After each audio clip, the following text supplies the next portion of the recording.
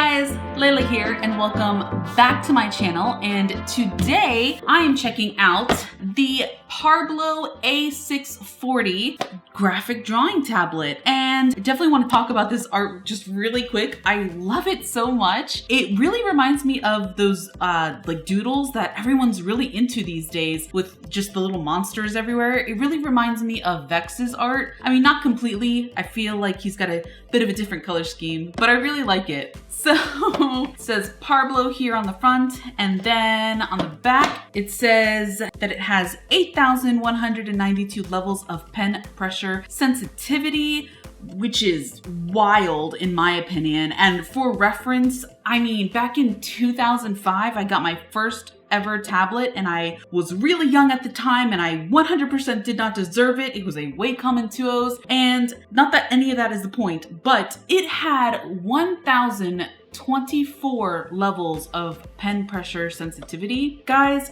for this to have 8,192 levels of pen pressure sensitivity is amazing. I'm assuming it's going to feel super natural, as if I'm actually using a pencil to draw on paper. So I'm really excited about that. Like, we have come a long way to have pen pressure sensitivity like this for literally $29.99. Amazing.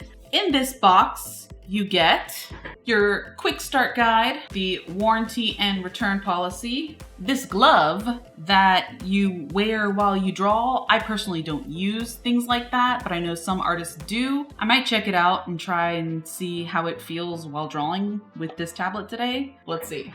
Your pen, which has like this interesting shark bite kind of like indent here. Kind of like a shark bite, yeah. Your USB cord, and finally, of course, the tablet itself, which is nice, really light and compact. So I'm really excited to try this out. So let's go ahead and get started. So one thing that's different from the tablet that I usually use is that the other end of the pen is not usable, which is a little different for me because on the Wacoms, it has the little nib where when you turn it over, it acts as an eraser automatically. So when I went to turn it over, I went to erase and I kind of couldn't because that's not there. So I have to actually click the eraser and erase with the erasing tool, and then click back again to pencil to continue. So that slows down my progress just a little. And I'm basically just playing around with poses, trying to figure out what exactly I'd like to draw. I know I want to do like this portrait that the camera is kind of looking down. All right. And then when I have like a basic sketch or an idea of a pose and stuff like that, I go ahead and I make another layer, and it's going to be another sketch. And it sounds kind of excessive, but it's kind of like my refining sketch. And then I just lighten up my base sketch significantly, and then go in with a different color and start sort of going over these lines. All right, going with a more serious look for my character. She is a warrior, and I'm gonna take this black glove off because I really am not a fan of it. It's just making my fingers feel weird. But who knows, maybe you'll like it if you're accustomed to it. I don't know, but I'm not too crazy about it. All right, and that's pretty much my sketch. And then basically from here, I create another layer. And then this time I select all black. I take my brush pen, I lighten my second sketch layer. I delete my first sketch layer because I no longer need that. And then I start my line art. And so far, this tablet has been really good. I'm genuinely impressed. I'm just surprised by the fact that when I first learned about digital art and that I needed a tablet in order to create it, I really traveled down this interesting rabbit hole back in the day, trying to figure out, you know, what is a tablet?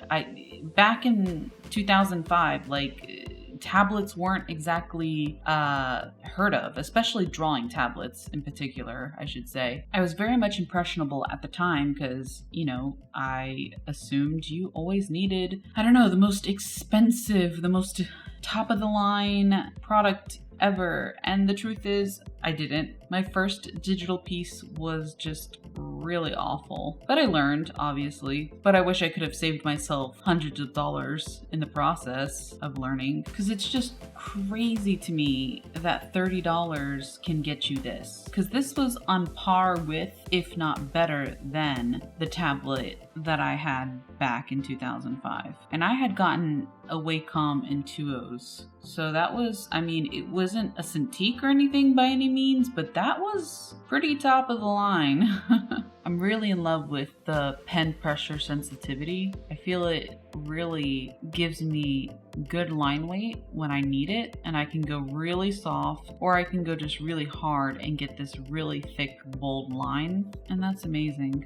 I'm really impressed by that. Drawing these stone edges, pretty easy. So I've just about finished my line art. And one thing I do want to mention, as I was doing my line art, I did notice the fact that being that this is such a small tablet, my lines were kind of constricted, I guess would be the best word I could think of saying. And that mostly has to do with the fact that this is a pretty small tablet, and it's more of a personal issue, because the thing is, I have specifically stayed away from smaller tablets only because I know that my strokes are a lot longer, and they're like that because I like for my line art to be extremely smooth. So it's just a way of drawing that I personally enjoy. Usually some artists like to draw like with short strokes. I'm one of those artists that like to do one continuous line, like so. And so depending on what kind of an artist you are, whether you make short strokes or long strokes, plays a factor into what sort of a tablet you should get. And so with the line art done, I'm going to go ahead and completely delete the under sketch that I still have here, as you can see. All right, delete, gets rid of it completely, and there we are. At the same time, I was still able to use the tablet, even though I do have longer strokes. It's just about finding a way around those issues, because I still came out with what I consider a pretty smooth piece that I'm really excited to now color. And so when it comes to coloring, I go ahead and I make another layer and I place it under my line art layer. That way my lines will show regardless of if I color over it, like so. And then when I color, I kind of like outline or block a certain area, like so. And then I just get my bucket tool and fill it in.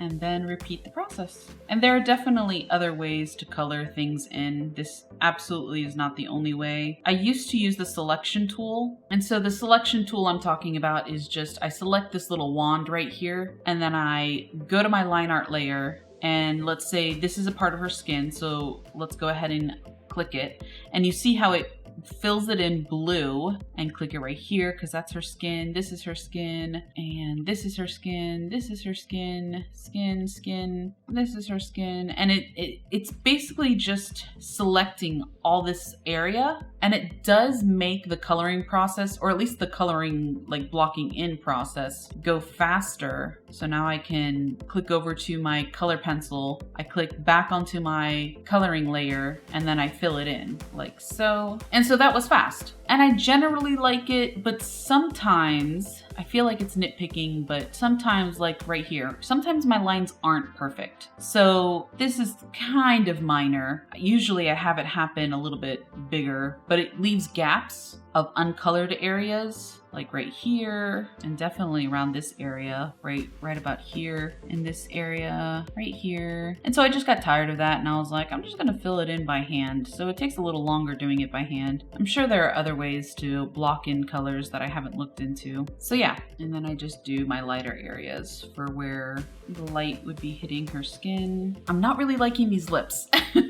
And this is why I love digital art so much, because I can just make a new layer over top my line art layer, so it'll be over top everything, and I can just add like this weird little gap. I know it makes no sense right now, but it allows me to see if I would like to give her lips a different look, make them a little bit open, because they seem a little too tight-lipped, closed. I definitely do think I like it a little bit more open. She doesn't look too serious. And so right now I'm using using the Dodge tool, which if any of you guys have seen Ross Draws, he uses this tool a lot. And I love it just to add touches of effects, I guess you could say, particularly with her glowing tattoo. Well, they're not really tattoos. I can't really explain them. They're like markings that she puts on her face, and they change every time depending on kind of what they signify. I don't like that one.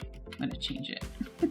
And so throughout the video, you may notice I like zoom in and zoom out kind of like constantly. And I do it just because like right now I'm working on the hair. And so I zoom in to sort of get all the detail. So like I'm doing one of the locks and I'm shading it and I'm putting these little detailed lines on it, moving to the next one, and so on and so forth. And then I don't finish the entire hair without zooming out and looking at it, because I don't know what the end result is gonna be until I zoom out and I look at it and I'm like, okay, yeah, that works. And then I zoom back in and keep going, because if I just go ahead and do the entire head of hair without zooming out, then I'm probably gonna be a little let down if I were to zoom out and it looked awful. So kind of like a time saver, and just another thing that's really nice about digital art, because I can just zoom in as much as I want. Well, not as much as I want, there is a limit, but much more than I could with traditional art, and just really get all these little fine details that I want in the end result of my piece. Whereas depending on how big you draw or how small you draw affects how much detail you can put in to your piece when you're doing traditional. One weird thing that I've encountered is the pen has buttons on it, which is normal. My Wacom tablet pen has little like buttons on it as well that you can tap, and I was using it for color selecting like quickly, like my colors, and all of a sudden it stopped working halfway through, and I initially dismissed it because I figured, well, you know, maybe I just had it on the wrong setting. Maybe I accidentally changed a setting. Wasn't sure. And I was having trouble when I installed this previously with getting into the driver customizations, or the pen digitizer customizations actually, and I couldn't get in. And I don't know what is going on as far as that goes. I'm not sure if I'm just accessing it wrong. I don't know if it's me or if it's the program, basically is what I'm getting at. I tried troubleshooting it, and for whatever reason, I can't customize settings the way that I need it to on the pen. And it's a little annoying. But I figured I should just mention that as one of the only issues I'm having with this, beyond the pen just not having a eraser end and the whole size of the tablet not being able to support longer strokes kind of thing. So just figured I'd mention it. And that's that. I'm so excited to have done a digital piece with this video today. I'm so excited to have shown you guys this tablet that has really thoroughly impressed me. For $30, I think it did pretty fantastic. Obviously some issues with the pen, no eraser, the size is a little bit small, but other than that, I didn't have much trouble with creating this piece, and I'm actually really satisfied with it. So, if you enjoyed this video, maybe comment, like, and subscribe, and I'll see you next time. Thanks, guys. Bye.